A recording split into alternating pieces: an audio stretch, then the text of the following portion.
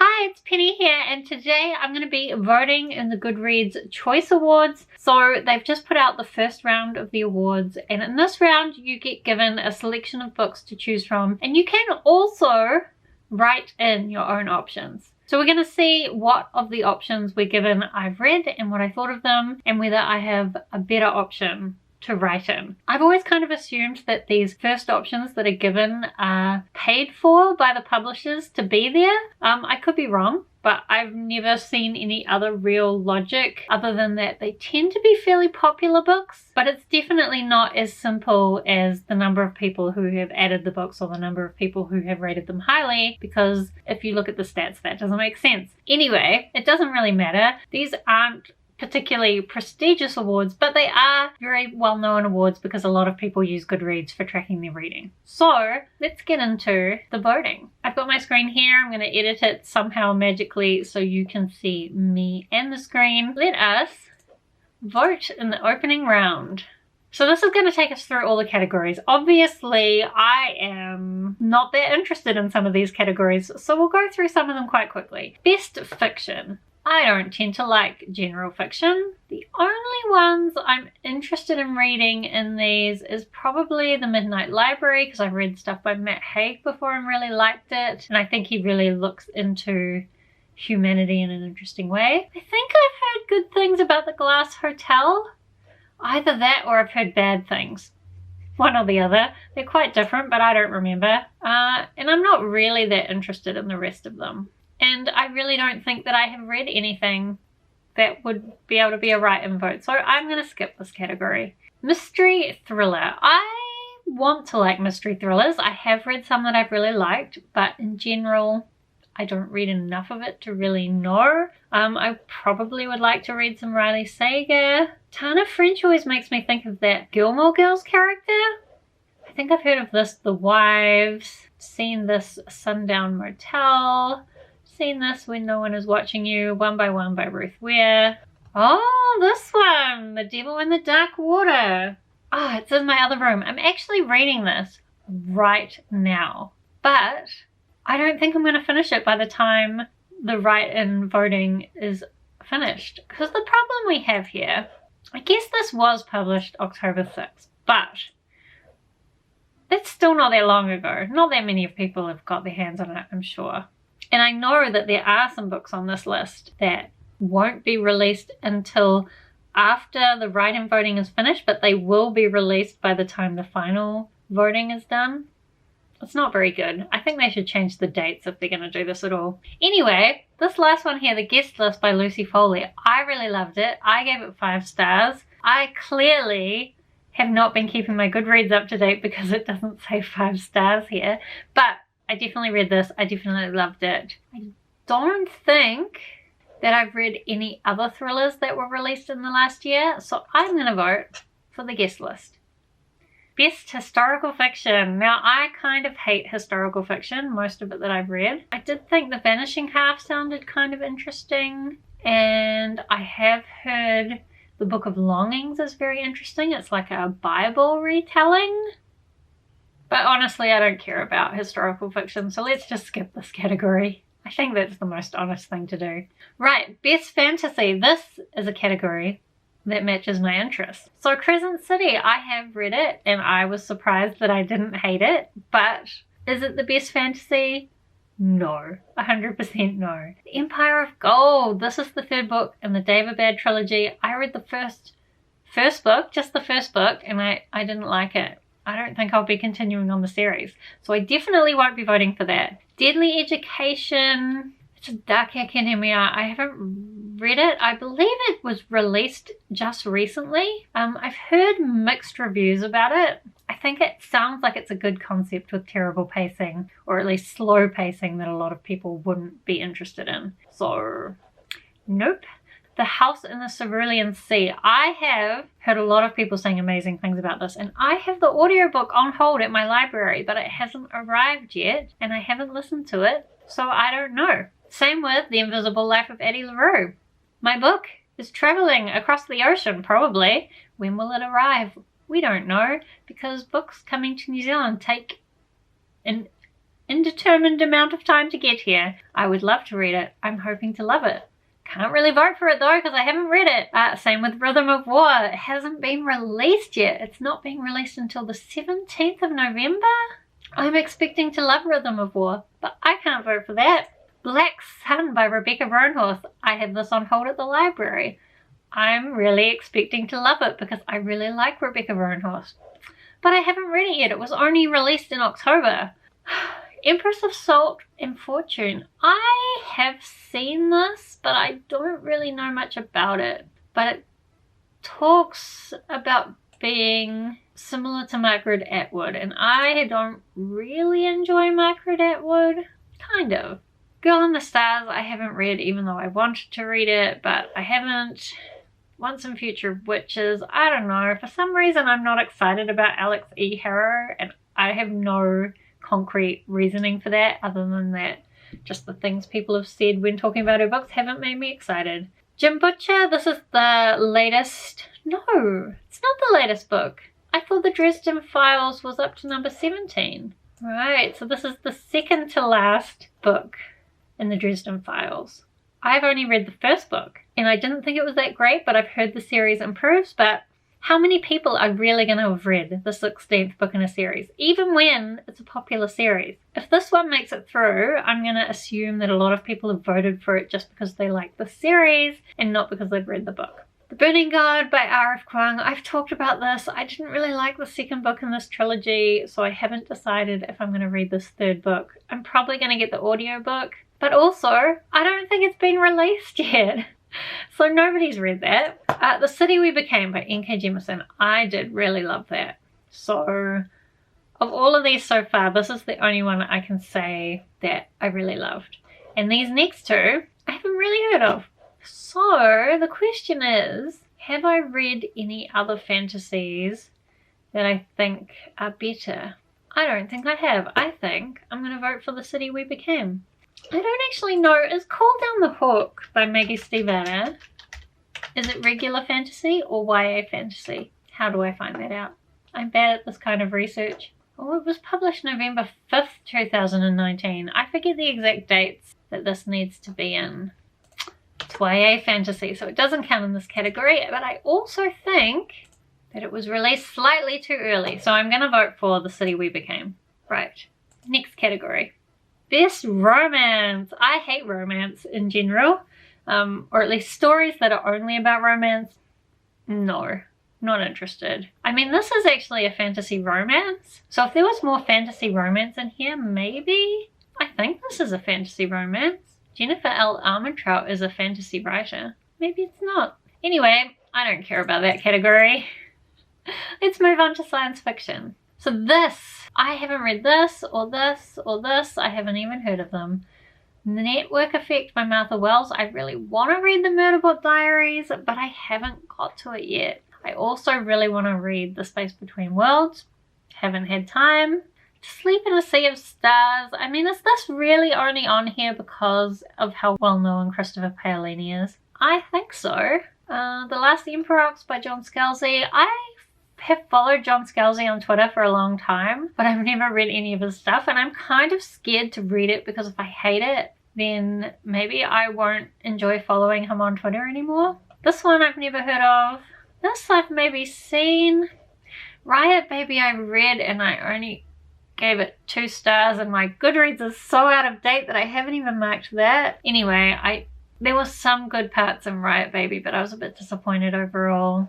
Haven't heard of this or this. The Vanished Birds I really want to read. I've heard a lot of good things about it. Some kind of twisty time thing. The Book of Coley is by Emma Carey, who wrote The Girl with All the Gifts. So I would like to read that because I really liked The Girl with All the Gifts and the sequel, The Boy on the Bridge. But I haven't had time to do that. And then Harrow the Ninth. I mean, I haven't read Gideon the Ninth. And from the reviews I've heard, I don't think I would like it. I think that most people who like it, and this probably isn't really able to be just applied to everyone, but most people I have seen really talk about why they like it. I don't think they really like the book. I think they like the concepts in the book and the ideas that they have then extrapolated in their mind about the book. I'm not sure they really like the book. Anyway, I can't really vote for any of these ones because I didn't really like the one that I've read and I haven't got to any of the others. Problem is that I haven't read any other science fiction that was newly released. I don't read enough science fiction. I really like science fiction, but I definitely don't read enough of it. And I'm mostly still reading older things because I'm still catching up.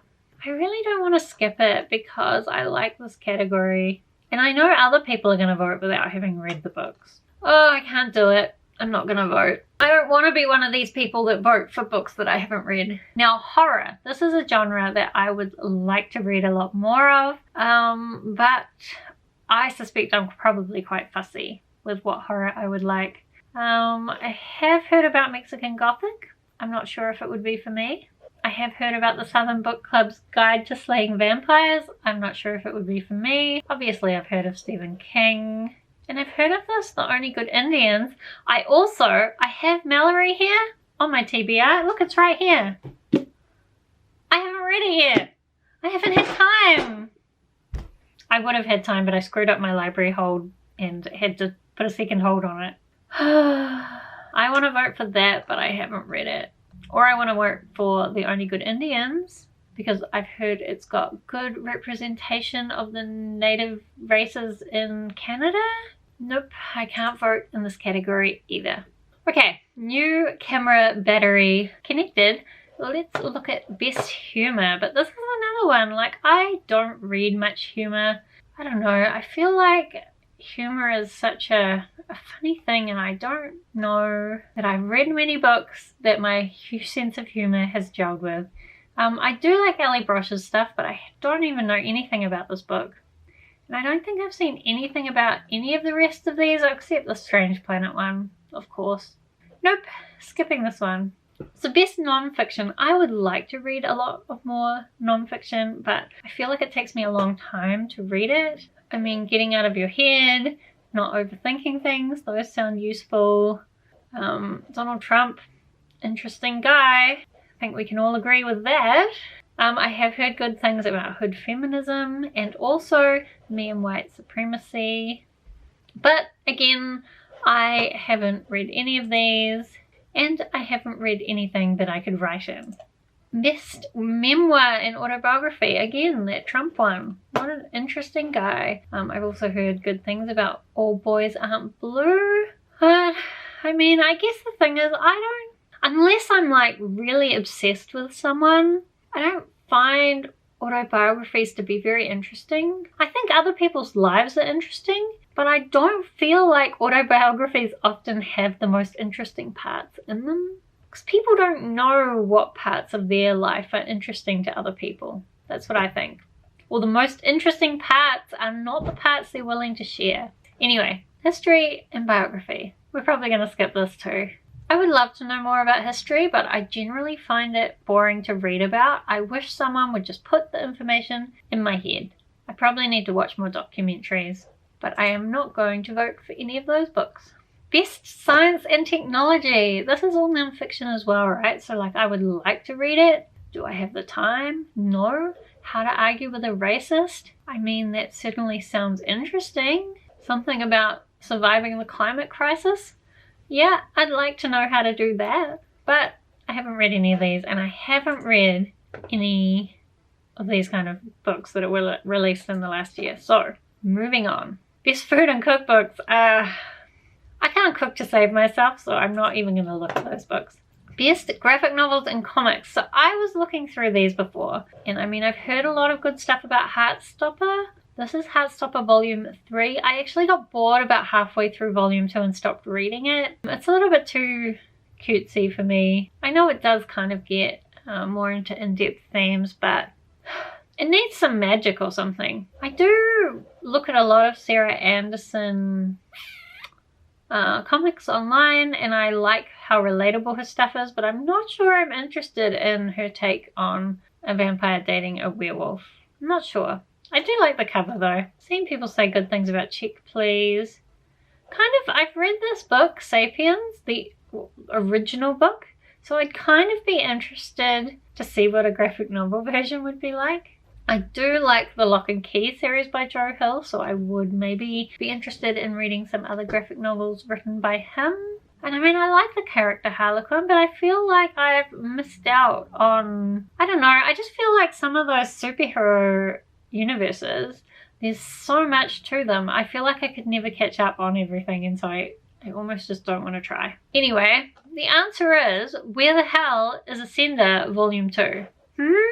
If I start typing it, will it come up?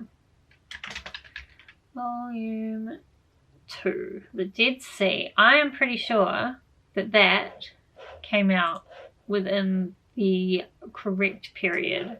Yes, it came out in June 2020. If you haven't read the Ascender graphic novel series, get on it. It's amazing. I love it. But you got to read the Descender series first. That's not a sad thing because they're both amazing. Anyway, that's my vote. Poetry. I always like the idea of like wandering through the forest reading poetry, but I never read poetry. So I haven't read any of these, and I haven't really heard anybody talk about any of them. Debut novel. I've seen a lot of people talking about Cemetery Boys, and I thought it was a graphic novel, but I don't think it is. I don't know why I thought it was. Something about the cover? Anyway, I haven't read any of these, and I'm pretty sure all the books that I read this year that were new releases were books by popular authors, or at least authors not writing debuts. So I'm not voting for that category either. Best Young Adult Fiction. So I have seen Clap When You Land. A lot of people say good stuff about it. Felix Ever After. The Hand on the Wall was the third book in the Truly Devious series. I read that and I really liked it. I thought it wrapped up the series really well. I've heard of these. They're just not the kind of books that I like to read. I mean, they're YA and they're contemporary, and together that's just not a good combo for me. I may be interested in reading this One of Us is Lying series, but it's not high on my list. So I think I'm going to vote for Hand on the Wall. I definitely don't think I've read anything else that's eligible for this category that I liked. Then, Young Adult, Fantasy and Science Fiction. Midnight Sun. I wish you could give things negative votes. Can you give things negative votes? I mean, I've heard of this Legendborn. I like that cover. I know some people like this girl, Serpent and Thorn. I have no interest in reading the Folk of the Air series, or, to be honest, anything from the Shadowhunter world. I'm kind of interested in reading The Kingdom of Back. I read The Ballad of Songbirds and Snakes and it was terrible. Well, not terrible. I don't know, actually. The longer it goes since I read it, the more I think it was terrible. Starsight.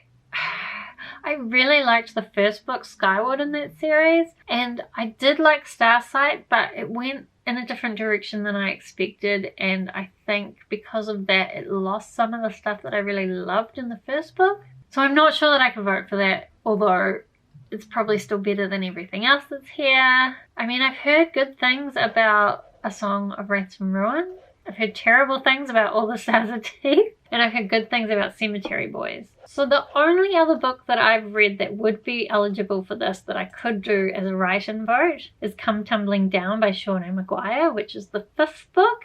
Fifth book, is that right? I think so, in the Wayward Children series. But I didn't like that at all. So, I mean, it wouldn't make sense to vote for something that I thought was very disappointing, would it? No, it would not. So, given all of that, I think I'm going to vote for Starsight. I do think this is a good series, and I'm really still excited to see what he'll do with the third book. Okay, middle grade and children's. I did not realize that Rebecca Roanhorse had written a middle grade book. If I did, I would have read this by now, but I didn't know. So I need to sort that out. I mean, I've also heard good things about Ghost Squad, but I haven't read it. I haven't read any of Morrigan Crow series. I think I've seen this one around. I don't read that much middle grade, but what I did read this year that I quite liked that was a middle grade book was A Sprinkle of Sorcery by Michelle Harrison. So I'm going to vote for that. I really should be telling you what all these books are about, but this video will be way too long, so you can look it up on Goodreads if you really want to know. Or you can put a comment down below and I'll tell you. Best picture books. I've never seen any of these, but I don't particularly read picture books. I feel like for sure though, Katie O'Neill must have put out a book in 2020, right? That would fit in this category. Katie O'Neill's a New Zealand author, and so I would like to support her. 2021, this book still hasn't come out. She did write some other ones though. Hang on, I haven't read them, but I'm gonna vote for them anyway because I'm a fucking rebel. Dewdrop. This came out in 2020 and I haven't read it, but I just like the art, so I don't even need to read it to say that I like it. Is that how we're doing things? Not really. Okay, so actually I think that is me having voted in the Goodreads Awards. I don't feel like I was really able to contribute in a meaningful way in most of my voting. And given that I read a lot of books, like 200 a year, it kind of makes me wonder, like, can anybody vote meaningfully in this? I guess it is true that I read a lot of older books, and some people probably read less than me, but they only read new releases. So perhaps if you only read new releases, you would have read a significant amount of these, but you're still probably only going to have read books in a couple of genres. I guess any awards thing that just allows anyone from the general public to vote is going to have some problems, but it will be interesting to see what happens when we get to round 2, which of these nominees actually manage to get through to the next round and which ones get added. If you haven't voted, I'm hoping to have this video up before the voting closes, so you might still have time to vote, or if you're still within November, I think you can still vote in some of the later rounds. Let me know if you have voted in the Goodreads Choice Awards and whether you feel like you voted in a way that meant your votes had some evidence behind them, or did you just vote for books that you thought were probably the best? Otherwise, thank you so much for watching. I hope that you are doing well, and I will see you next time.